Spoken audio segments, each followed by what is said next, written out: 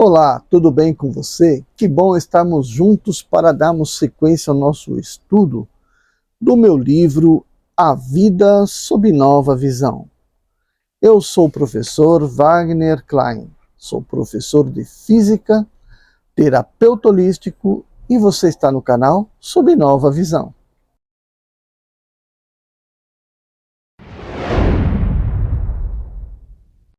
Hoje nós já estamos indo para o capítulo 11. O capítulo 11 diz modelos de criações mentais. Observe que a emoção criada, a sensação fisiológica correspondente, faz parte do nosso campo emocional. Ele surge de onde? Do pensamento. Se nós adicionarmos a esse pensamento a vontade de realizá-lo, então estaremos operando na criação mental. Tire-o por um momento da cabeça e lá vai um pulso mental para o universo, que irá transmutá-lo em realidade. Releia o Kybalion, né? Aqui no caso não é releia, né? Revise, né? o Kybalion e tente identificá-lo neste momento. Ou seja, né? Kybalion diz que o mundo, que o universo, ele é mental. E que nós fazemos parte desse universo. Então, se nós temos mente, nós podemos também criar. Bom, então vamos falar alguns modelos de criações mentais. Assombrações. Criar é manipular com a mente o espírito das coisas. Quero dizer com isso que podemos criar algo dando as devidas vibrações de espírito aos nossos pensamentos. Lembrando que aqui, espírito para mim, né, neste livro aqui, ele corresponde a um grupo de vibrações de um objeto. Não é o mesmo espírito dito na literatura kardeciana, né? Não tem a ver com o espírito lá. Aquele espírito é o que eu chamo aqui de mente. Tá? Bom, quero dizer com isso que podemos criar algo dando devidas vibrações de espírito aos nossos pensamentos. É bem provável que façamos isso constantemente, sem termos a consequência de estarmos fazendo. Se o espírito da criação, isto é, seu campo vibratório tiver um nível de densidade adequada, poderá então criar uma forma material. Caso contrário, pode ser que forme uma criação plasmática, etérea, como um fantasma. Essas criaturas etéreas, segundo diversas crenças, podem aderir às pessoas ou coisas, dando as características de uma assombração, demônio, quiumba, espírito elemental ou qualquer outra denominação para qualquer manifesto. Aqui em meu texto serão chamadas e definidas por formas pensamento. Essa tal adesão às pessoas ocorre quando, no processo de criação, lhes foi dada certa dose de sentimento produzida pelo mentalizador. Vamos esclarecer que o sentimento nada mais é do que um estado vibratório, com frequência própria, que ainda não temos instrumentos para medir de forma adequada, e que libera alguns hormônios em nosso corpo, alterando o estado vibratório de nossa aura, permitindo, inclusive, emanações fluídicas do nosso corpo. São esses fluidos liberados que darão sentimento às formas pensamento. Mas veja bem, a forma pensamento não é inteligente. Se transmitir para ela sentimento, não inteligência. Vamos filosofar e refletir da forma mais racional possível.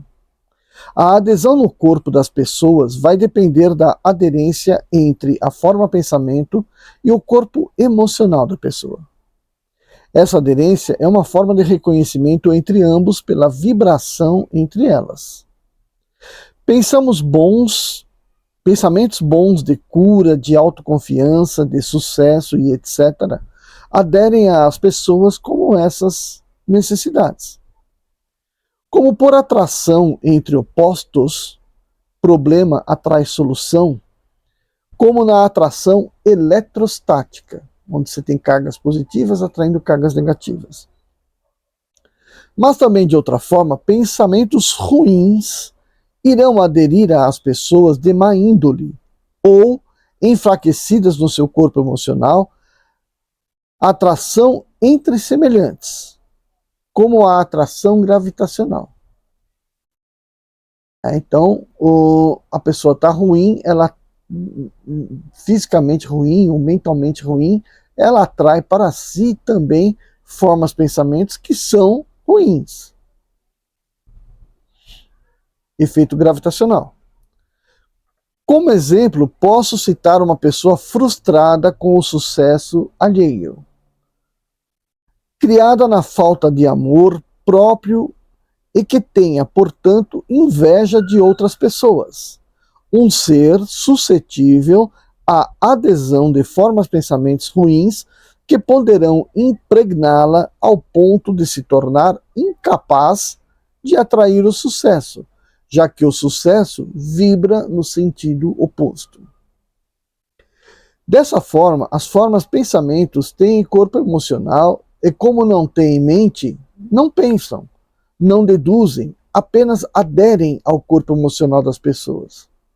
Se a pessoa impregnada de forma pensamento puder conseguir desejar se livrar desse parasita emocional, deverá tão somente se livrar do pensamento que está em sua mente e que ocasiona tal aderência. Então, se a pessoa parar de pensar naquilo, a forma pensamento que aderiu nela deverá ser descartar.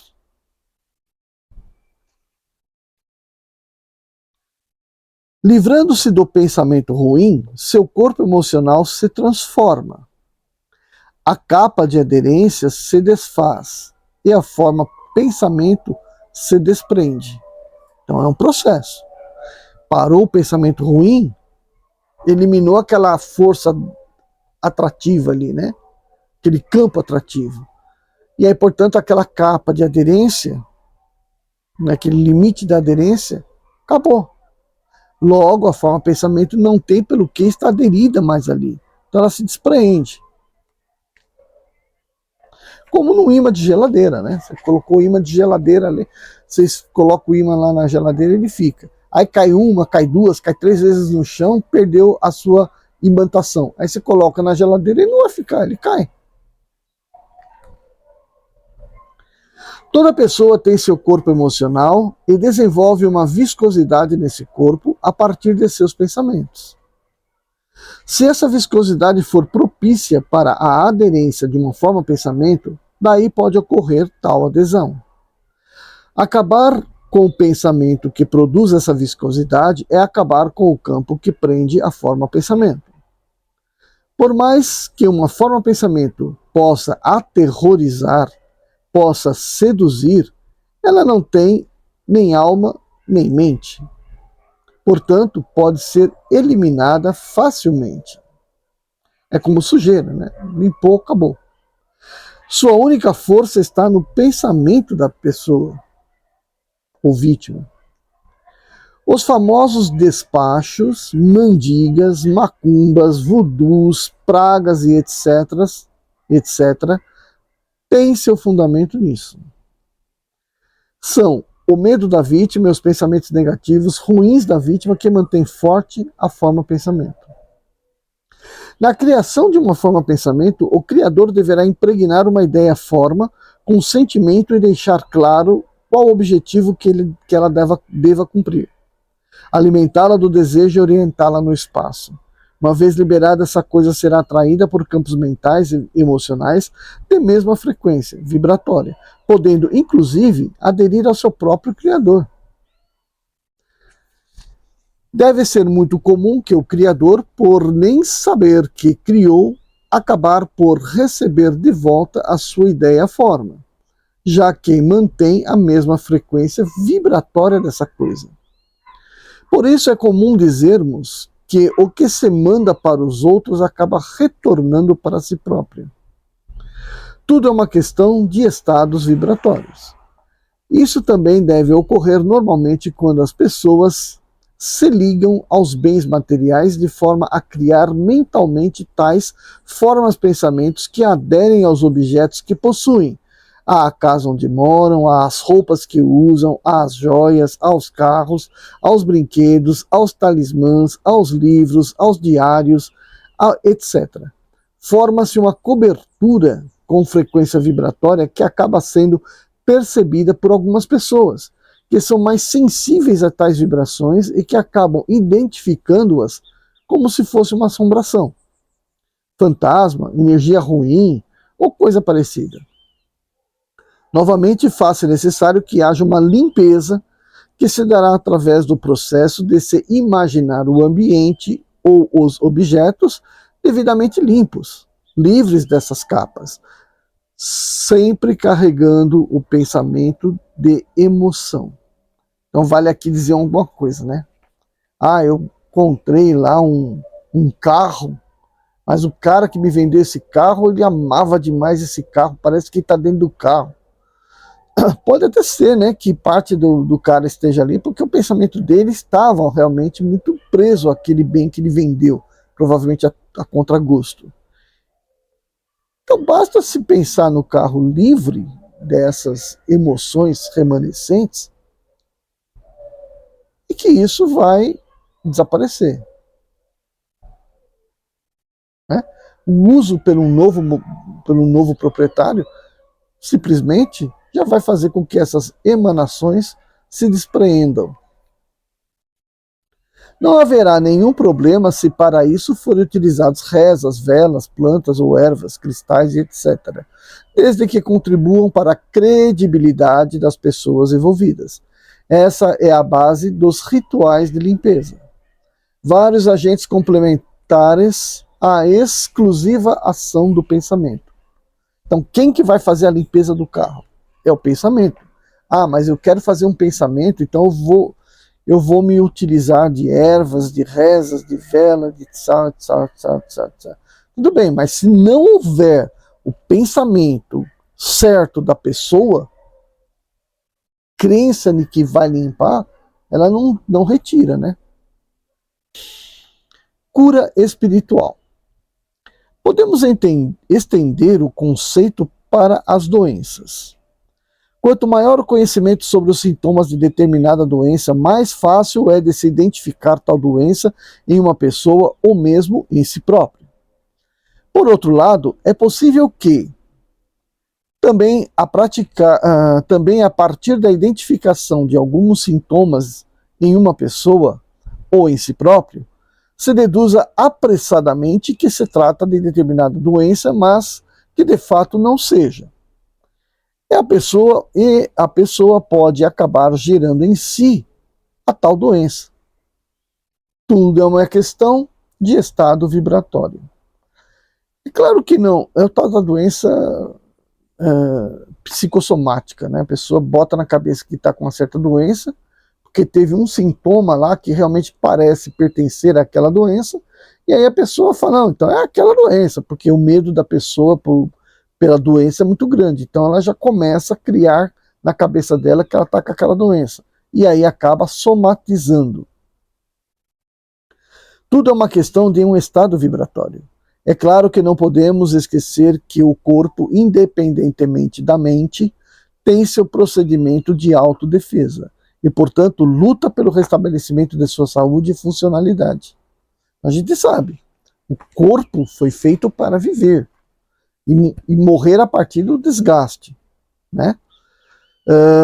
Essa é a função do corpo. Então, para viver, ele tem que enfrentar todos os problemas que podem aparecer para ele. Para isso, ele tem um sistema imunológico que desenvolve, né? E aí, portanto, ele vai combater todo tipo de invasor.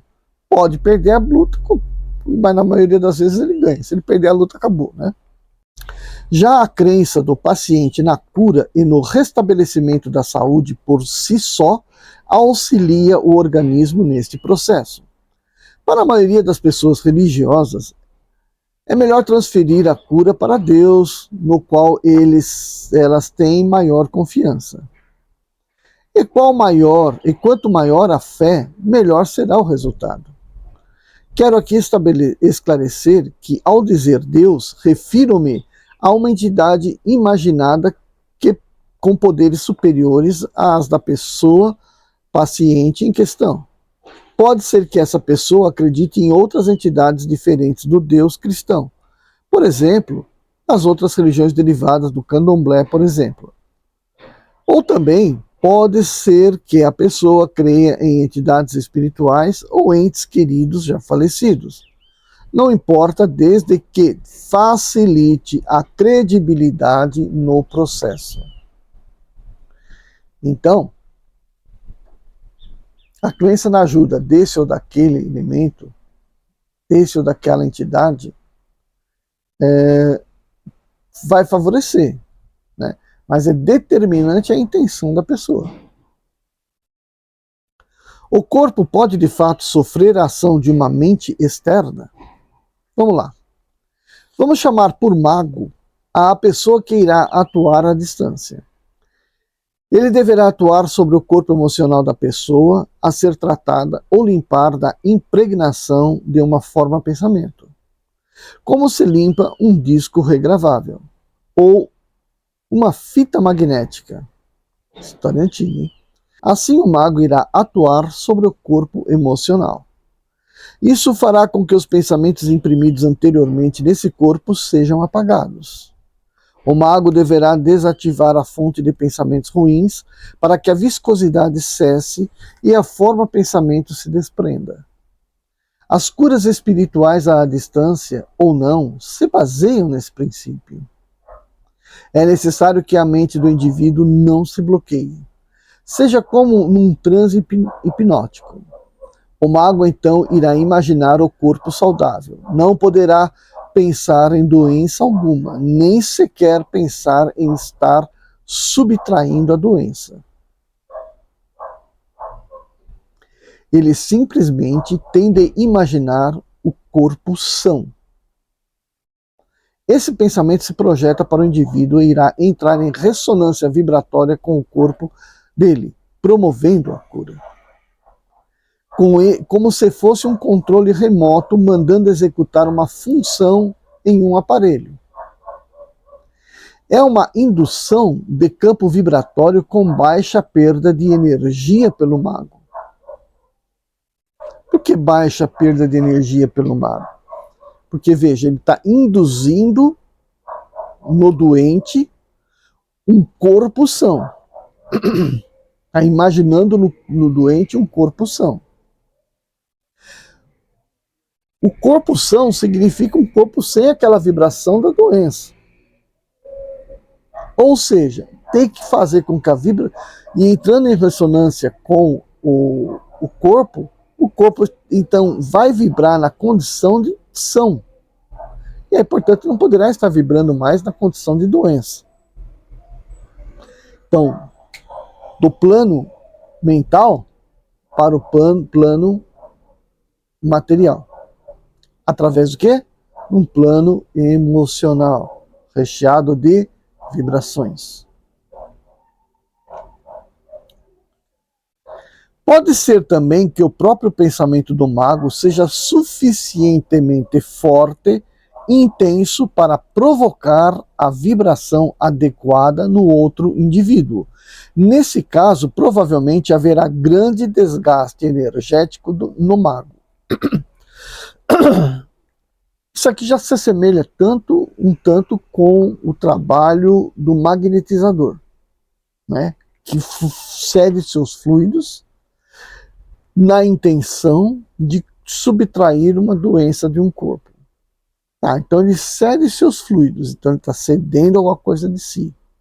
A sua intenção é suficientemente forte para poder promover aquele estado vibratório no corpo lá. Então ele não induziu, ele transferiu fluido para o corpo.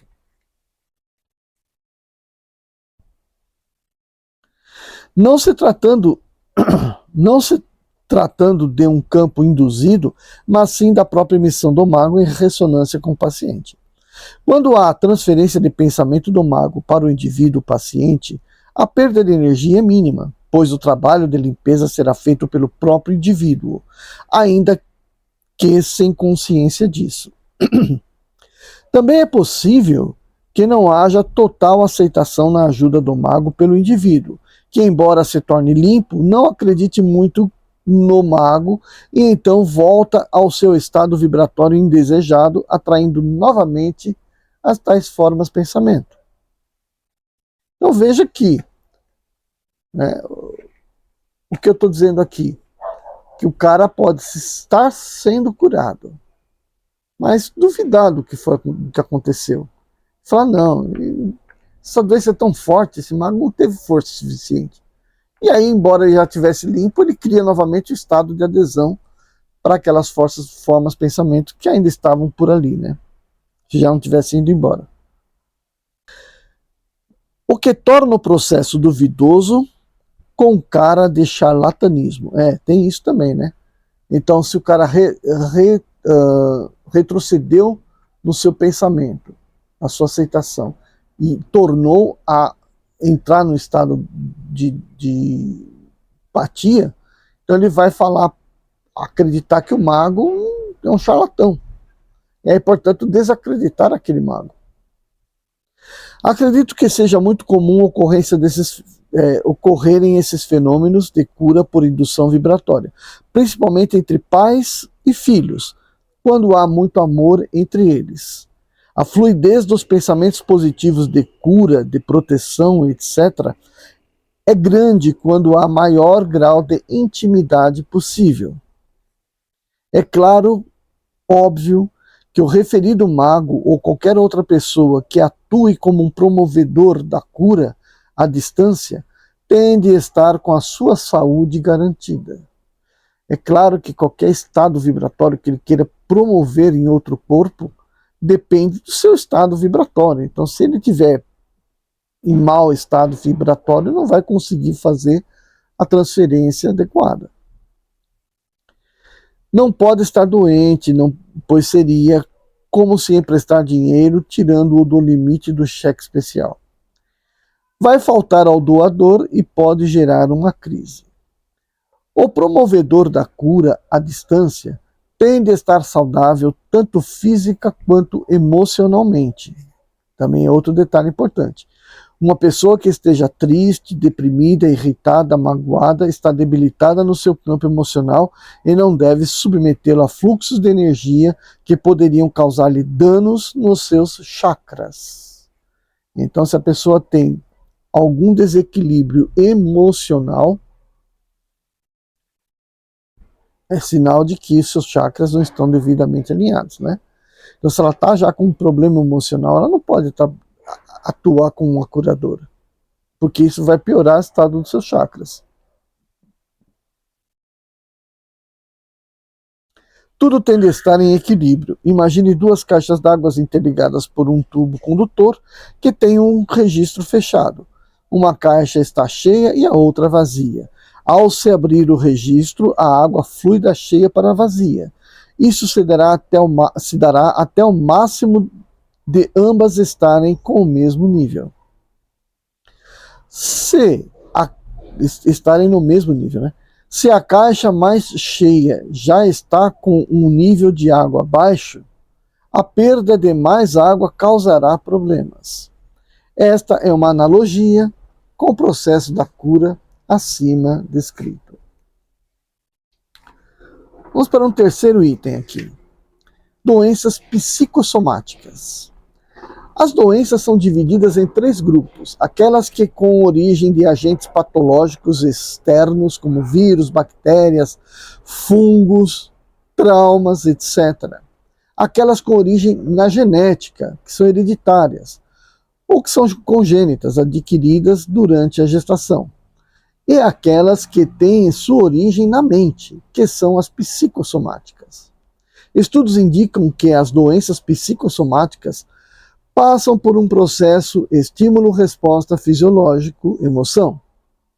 Ou seja, certo estímulo recebido, por exemplo, em uma visão, uma experiência desagradável, provoca uma resposta fisiológica, com a liberação de determinados hormônios e que esses hormônios na corrente sanguínea iria resultar em um estado emocional do tipo angústia, dor, raiva, etc. O acúmulo desses efeitos poderiam então provocar um estado doentio no indivíduo e este estaria, portanto, com uma doença psicossomática. Há quem defenda que o estímulo leva à emoção e esta provoca instantaneamente a resposta fisiológica. Analisando com cautela, eu diria que o estímulo só será um estímulo se processado pelo corpo, interpretado e como foi interpretado. Por exemplo, eu mesmo. Se eu assistir a algum documentário no qual se mostra a matança de algum animal sendo feita por seres humanos, isso me causa uma angústia. Para outras pessoas, talvez não. Depende do significado que dá à vida animal e à ação desproporcional de um homem contra um animal. A derrubada de árvores frondosas é outro exemplo angustiante. Isso retrata a incapacidade de eu poder agir em defesa da natureza, do animal, o que provoca a angústia. Dessa forma, o estímulo interpretado pela consciência leva à produção e liberação de hormônios que pedem a ação, como a noradrenalina, mas que na impossibilidade de havê-la intoxicam e levam ao dissabor da angústia. Se eu tivesse de viver sob esse clima de destruição, seria fatalmente levado a desenvolver uma doença psicossomática, do tipo depressão e, consequentemente, podendo levar à morte. Outro exemplo é o dos noticiários que mostram a lei brasileira na qual os filhos de bandidos encarcerados têm direito a receber pensão alimentícia em altos valores, enquanto que a maioria das crianças pobres, filhas de cidadãos honestos e trabalhadores, continuam a passar fome por esse Brasil gigantesco e mal administrado. É uma situação que coloca milhares de pessoas trabalhadoras impossibilitadas de reagirem devido a se tratar de uma lei pessimamente elaborada que conta com o apoio de autoridades. A frustração gerada é uma provável causa para doenças psicossomáticas coletivas. Esses e outros tantos abusos coletivos ou individuais têm contribuído imensamente para o surgimento de tantas doenças da psique humana. O estresse no ambiente de trabalho causado pelo assédio moral, o bullying nos ambientes escolares, as relações interpessoais, o desrespeito no trânsito, os exageros das autoridades, as orgias a céu aberto e tantas outras manifestações públicas do mau comportamento humano formam o nicho ideal para o surgimento das doenças psicossomáticas que levam milhares de pessoas aos súbitos infartos, aos longos e torturantes cânceres, aos derrames cerebrais, AVC, aneurismas, conduzindo pessoas para hospitais ou direto para os cemitérios. E também para uma futura e talvez estabilizadora reencarnação. Na verdade, ou melhor, na minha interpretação, a doença psicossomática é um distúrbio fisiológico cuja origem é emocional, que pode acometer qualquer pessoa devido ao fato de que a psique e o corpo serem indissociáveis durante a vida. E aí ainda tem mais algumas para a gente acabar aqui. Vamos lá. Acaso ou coincidência? Você já deve ter passado por alguma experiência de precisar encontrar alguma coisa e não sabe onde está. Seja um objeto qualquer, pessoal, que tenha sido guardado em algum lugar, que porventura você já se esqueceu. Você por acaso mexendo em alguma coisa, sem necessariamente estar procurando por aquilo, e de repente você encontra o que queria e diz, puxa, agora que eu nem estava mais à procura disso, eu fui logo encontrar. Ou também algo que você gostaria de encontrar, algo que você gostaria de encontrar para comprar, mas não sabe onde vende, onde encontrar. De repente, você passando por algum lugar, você volta para uma vitrine ou loja e lá está aquilo que desejava comprar. Isso deve ter lhe ocorrido diversas vezes, mas em poucas vezes você se deu conta de que o cosmos atuou por você. O cosmos agiu como alguém preocupado em resolver seu problema. Muitas vezes isso ocorre quando queremos encontrar alguma pessoa e num dado momento, passando por algum lugar sem propósito de encontrá-la, lá está a tal pessoa diante de você. O que costumamos dizer? Puxa, que coincidência! Estava querendo lhe ver e por acaso te encontrei. Vamos entender o que está acontecendo de outra forma. Primeiramente, nada tem a ver com alguma entidade espiritual que te ajudou. Foi tudo o seu próprio subconsciente que é ligado ao cosmos que arrumou. A necessidade leva ao desejo de buscar, de encontrar. Esse desejo impregna seu subconsciente, que desencadeia uma ação fisiológica que interage com o cosmos buscando os meios para a sua realização, sincronizando e direcionando você até o instante do encontro. Mais ainda, você se sente às vezes impulsionado a determinados movimentos repentinos, bruscos, como de virar a cabeça para enxergar e para encontrar o que queria.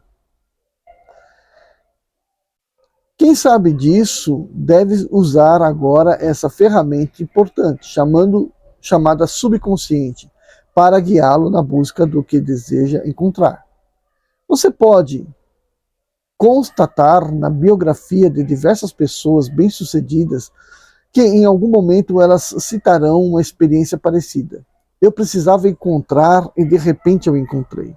De agora em diante procure não acreditar no acaso, num universo tão bem determinado. A coincidência, como já está dito, são fenômenos físicos distintos que ocorrem sobre a ação de campos mentais ou forças de forma simultânea. Agora, para a gente terminar este capítulo, a paranormalidade. Quando estamos em qualquer lugar, estamos sempre emitindo radiação eletromagnética de acordo com os pulsos elétricos que percorrem o nosso corpo e principalmente o nosso cérebro. Essa radiação, por sua vez, pode ser absorvida pela matéria ao nosso redor. Assim, uma parte de nossos pensamentos passa a fazer parte do lugar, gravada na matéria. Objetos pessoais como joias, roupas, brinquedos devem, portanto, gravar grande parte dessa radiação humana lançadas sobre elas. A mediunidade consiste na capacidade de certas pessoas conseguirem captar e decodificar tais impressões gravadas nos objetos. Essas pessoas são como leitores do campo eletromagnético humano. De forma semelhante, pessoas falecidas, psicossomas desencarnados também seriam percebidos, detectados por essas pessoas, desde que mantivessem seu campo eletromagnético. Aqui eu falei o termo mediunidade, né? Hoje a gente sabe que não seria necessário ser mediunidade, né? Poderia ser simplesmente um animismo da pessoa, né? A mediunidade seria colocá-la em contato com outras mentes, outros espíritos, né? Então não precisa ser aqui no caso não deve ser a mediunidade, deve ser o animismo, tá? Para que um psicossoma desencarnado faça ruído ao ponto de ser ouvido pelos humanos, agora sim aqui é mediunidade, tá? Significa que esse ruído deve ter uma frequência de som entre 20 e 20 mil Hz, senão a gente não percebe pelas orelhas, né? Vibração com frequência inferior a 20 Hz é infrassom e não é audível aos humanos. O que é som? Som é a vibração que nós ouvimos, certo? Os animais não é som. Né? Som é que o sistema humano absorve, tá? Ah, mas o animal escuta. Tá, ele escuta, mas ele escuta qualquer tipo de frequência, mais ou menos que a nossa, né? Frequência um pouquinho maior ou menor do que a nossa. O som para eles é uma coisa, o som para nós é outra. Então a gente vai falar do som nosso. Tá? O nosso vai de frequência de 20 Hz até 20.000 Hz. Alguns animais percebem essas vibrações com os gatos. Assim, esses animais são mais bem dotados para ouvir ruídos de psicossomos desencarnados. Agora, mas para eles, para o gato, acaba sendo o som que o gato ouve, que não é o som que nós ouvimos, já falei. Agora, vale pensar na energia associada a tais vibrações. A energia associada à intensidade I, que é dada pela expressão matemática, I é igual a energia E, dividida pelo tempo e pela área. Logo, a energia é igual a intensidade vezes a área vezes o tempo de duração. O tempo é dado em frações de segundo.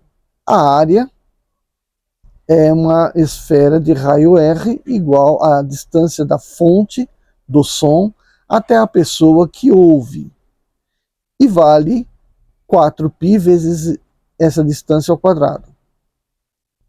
Finalmente, a intensidade para nós humanos é medida pela escala de níveis de intensidade sonora de Bell, que representada pela letra N, que corresponde a 10 vezes o logaritmo da razão entre a intensidade do som dividida pela intensidade mínima audível, que é de 10 elevado a menos 12 watts por metro quadrado. Supondo que com um decibelímetro seja medida uma vibração identificada como passos, tá? Então está escutando passos do espírito aí, de nível igual N igual a 10.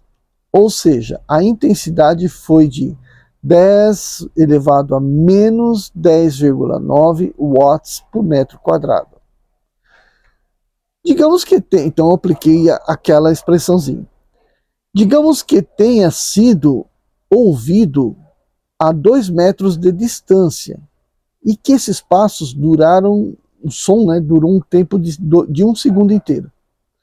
Assim nós temos a energia de E igual a I vezes A vezes T, que é igual a 10 elevado a menos 10,9 watts por metro quadrado, vezes 4π vezes 2 metros ao quadrado, vezes 1 segundo. E isso vai dar 5 vezes 10 elevado a menos 10 joules. Mas deveria haver absoluto silêncio para que fosse possível tal percepção. Supondo agora que o nível fosse de 30, né, o nível em decibéis fosse de 30 decibéis, que é na intensidade de sussurros. A intensidade seria de 10 elevado a menos 10 watts por metro quadrado, e a energia final seria de 5 vezes 10 a menos 9 joules. Bom, então aí é uma questão de matemática só, mas para dizer qual seria a energia envolvida para que nós pudéssemos ouvir, né? E essa energia seria oriunda de quem? Né? Seria o espírito fazendo provocando esse som, mas segundo a espiritualidade, que não está aqui no meu livro, né? E sim lá no livro dos espíritos, ou o livro dos médiuns, para que o humano ouça o espírito, o som do espírito, ele tem de fornecer os fluidos para que aquela batida seja perceptível. Mas não está no meu livro isso. Então, se você gostou dessas possibilidades, deixa seu like. Se você não gostou, deixa seu like também, não vai lhe custar nada. Já escutou até aqui? Se inscreva no canal. né? E divulgue, compartilhe, ou faça algum comentário. Eu vou ficar feliz em ler os seus comentários. Respeitosos, é claro. Ok? Vejo você no nosso próximo vídeo. Tchau, tchau.